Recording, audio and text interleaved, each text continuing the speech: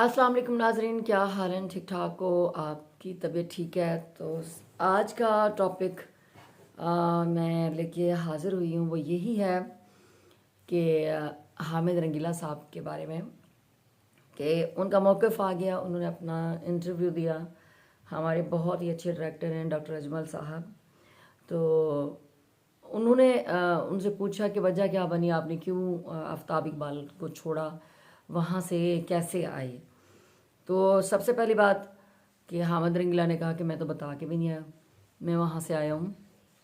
और दूसरी बात कि मुझे फ्री में बिठाया हुआ था, मुझसे काम नहीं लिया जा रहा था, मुझसे जो है ना, मुझे बिल्कुल एक साइड पे कर दिया गया था, सारा काम राशिद कमाल से लिया जा रहा था, मुझसे काम नहीं लिया जा रहा था। तो फिर इधर एक मैं ये भी बताती चलूँ कि बब्बू राना खुद अपने मुंह से कहते थे, बब्बू राना इनके छोटे भाई, जब बब्बू राना आफ्ताब साहब के पास आया तो 3 साल सिर्फ हम लोग जैसे माइक चेक करवाते हैं, जब हमें माइक लगते हैं तो हमें कहते हैं जी माइक चेक करवा दें, हम कहते हैं 1 2 3 या माइक चेक, तो ऊपर वो क्या करते हैं जी हाँ जी आपका माइक चल रहा है। उसके बाद वो बब्बू चुप हो जाता था, बब्बू नहीं बोलता था, उसको लाइन नहीं मिलती थी, उसको नहीं बोलने दिया जाता था, उसको कहा जाता अभी तुम चुप रहो। तो 3 साल बब्बू चुप करके बैठा और उसने वो पी काटी। हालांकि जो बोलने वाला फनकार होता है उसके लिए वो मरने का मकाम होता है, लेकिन उसने वो पी काटी कि उस्ताद ने कहा है तो चुप रहना है।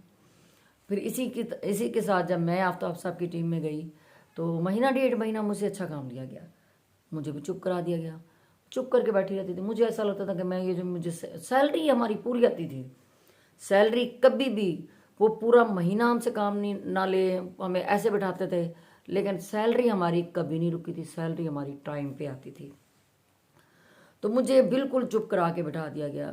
मैं इतनी होगी, मुझे ऐसा लगता था मैं बोल ही नहीं सकूंगी, मुझे काम ही नहीं आएगा, मेरे दिमाग को जंग लग गया, मुझ में अब जो टैलेंट वो ख़त्म हो जाएगा।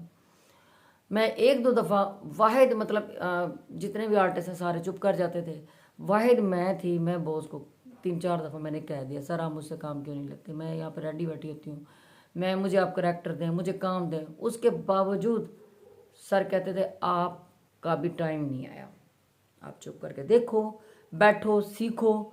और मैं जब भी कहूँगा, जैसे एक प्लेयर पिच पे खेल रहा होता है ना बैट्समैन, तो एक दूसरा रेडी बैठा होता, तुम वैसे बैठो।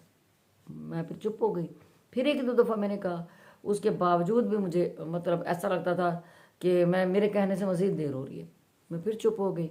वक्त गुजरता रहा, अचानक फिर ऐसा हुआ कि ये सारे छोड़ के चले गए, काशा गुल 3-4 बंदे हमारे निकले। अचानक उन्होंने मुझे मैदान में उतारा, चल भी उठ, तेरा काम आ गया, काम कर। मुझे पता चल गया मेरा उस्ताद मुझसे क्या करवाना चाह रहा है, मुझे जो करैक्टर दे रहा है। मुझे अचानक ऐसे ऐसे रोल निकले कि वो मुझे हर बंदा मेरे उस काम की तारीफ करे। जैसे कस्बा गुजरात वाला, जो बैंडन के ऑफिस वाला सेक्रेटरी जो मैं बनती थी, वो भी सर ने मुझे दिया। और उसके बाद फिर टीचर बनी तालीम बालगा के लिए। मतलब फिर वो मुझे ऐसे ऐसे करैक्टर खुद देते थे और खुद कहते थे हाँ भी सोनी ये तेरा करैक्टर है और इसमें से, तो मुझे खुद भी लेने देते थे और मैं खुद भी। फिर मैंने देखा कि मेरे सर का मिजाज क्या है, वो किस तरह, कल हमारा टॉपिक क्या होगा, सर किताबों से लगाव रखते हैं, शहरों से रखते हैं, फ़र्ज़ करें सियासत से रखते हैं, कोई ऐसे सवाल। सर के सवाल में ही उनका जवाब मुझे नज़र आ रहा होता था कि सर के सवाल में जब वो हमसे बात कर रहे हैं तो मुझे और उसी में से बात नज़र आती थी। मैं तैयारी करती थी कि मैंने सर से ये सवाल करना, ये करना है। तो उस वक्त उसके बाद मतलब मुझे लगा कि अब सर भी मुझसे यही करवाना चाह रहे हैं। तो मैंने सब्र किया, मैंने 1.5 साल में पी काटी में चुप करके बैठी रही। तो वहाँ पे या तो बंदा स्टार्ट हो जाता है, या तो फिर एक बॉस का एक अंदाज है, वो चुप करके बंदे को बैठाते हैं, सब्र देखते हैं, और उनको पता होता है अगर एक बंदा उनके मयार पे पूरा नहीं उतरा तो वो पहले दिन ही कह देते हैं कि भाई आप जा सकते हैं। उसी वक्त एक बंदा मयार पे पूरा उतरता है, चाहे वो पूरा साल उसको चुप बैठाएं, उनको पता है कि ये मेरे मयार का है, ये काम करता रहे, वो पैसे देते रहते हैं, तनख्वाह टाइम पे आती है। तो यहाँ पे ये हामिद रंगीला साहब आपने गलती की है। यहाँ पे जो है थोड़ा सा आप सब्र कर लेते, आप देखते आपके लिए अगर राशिद कमाल के लिए करेक्टर निकला ना, आपके लिए एक ऐसा करेक्टर निकलता आप खुद हैरान हो जाते। मतलब जो हम होते हैं ना दूसरे चैनल्स पे, हम थिएटर पे, वहाँ पे हमारा जो स्टार्ट है 0 से होता है, वो हमें कुछ और ही हमारी तख्लीक करते हैं, हमें और ही शक्ल देते हैं और वो शक्ल दुनिया को पसंद आती है। हम शुरू में परेशान हो रहे होते हैं कि यार ये क्या है, हम ये तो नहीं कर सकते, ये तो हम है ही नहीं, मैं जिस तरह की एक्टर हूँ मैंने वही करना है। तो ये चीज़ इसमें हम मार जाते हैं। उनको वो नहीं चाहिए होता, वो अपने अंदाज में ले जाते हैं। तो ये बात थी। तो हामिद रंगीला काफ़ी डिसहार्ट हुए, जिस वजह से उन्होंने वहाँ पे चुप करे के वहाँ से अपनी टिकट कराई और नहीं कराई।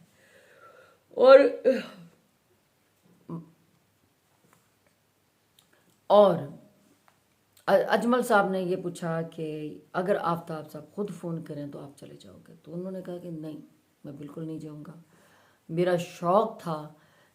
हम लोगों ने भी सुना, अक्सर वो इंटरव्यूज़ में कहते थे कि यार हर फनकार ने काम किया आफ्ताब साहब के साथ, मुझे जब भी उन्होंने बुलाया मैं ज़रूर काम करूँगा। तो कहते मेरा शौक़ था, वो पूरा हो गया, अब मैं नहीं जाऊँगा, मैं काम उनके साथ नहीं करना चाहता, नहीं करूँगा। बस जो जितना किया है, जो मेरा एक्सपीरियंस था मैंने वो कर लिया। तो बस ये है कि मैं आपको अपना बताती हूँ, मुझे लड़कियों में से सबसे ज़्यादा झाड़ें पड़ी, मुझे डांटें बहुत ज़्यादा पड़ी आफ्ताब साहब से। और मुझे ऐसा लगता था मैं मर जाऊंगी काम के वाले से। काम से हट के तो बहुत नाइस इंसान है, उन्होंने कभी हमें डांटा ही नहीं था। काम के अलावा वो जब देखते थे मेरी पूरी टीम थक गई, महीने में 15 दिन में वो खाना पूरी टीम का कर लेते थे, तो खुद अपने हाथों से प्लेटों में डाल रहे हैं। ऐसा लगता था ये वो बंदा है ही नहीं।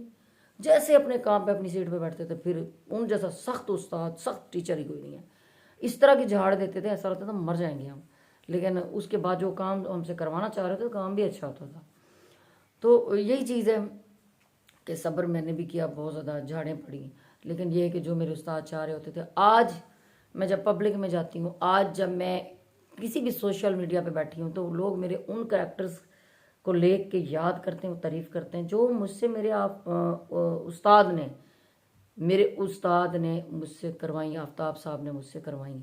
लोग कहते हैं कि यार तुमने क्या काम किया। और मुझे हमेशा लगा कि मैंने तो कोई काम ही नहीं किया, पता नहीं ये मैंने चबल मारी है, अब पता नहीं ये क्या होगा, लोगों को पसंद आएगा नहीं। लेकिन मुझे अब पता चलता है कि जो उस्ताद ने करवाया वो लोगों में अमर हो गया है, जो उस्ताद ने करवाया वो लोग तारीफ़ कर रहे हैं।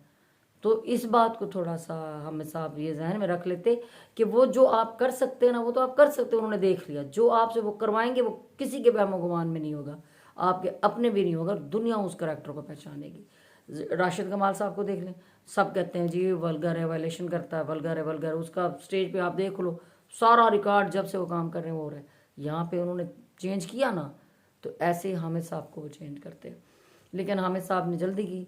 ये हकीकत मानने वाली बात है कि नहीं बर्दाश्त होता, बड़ी तकलीफ होती है, लेकिन पी काटनी पड़ती भाई, नहीं निकलना चाहिए था, नहीं आना चाहिए था।